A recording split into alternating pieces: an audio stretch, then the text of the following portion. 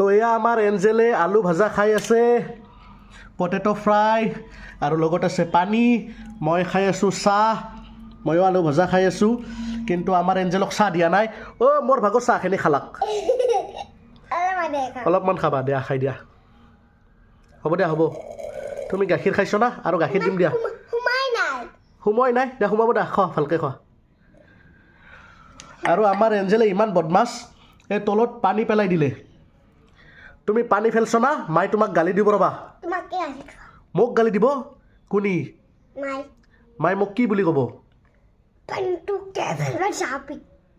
কিনকে ক'ব ডাঙৰকৈ কচোন এনেকৈ ক'ব মায়ে বেয়া ন তুমি পানী ফেলছ মোকহে গালি দিব কেনেকৈ ক'ব একবাৰ কৈ দেচোন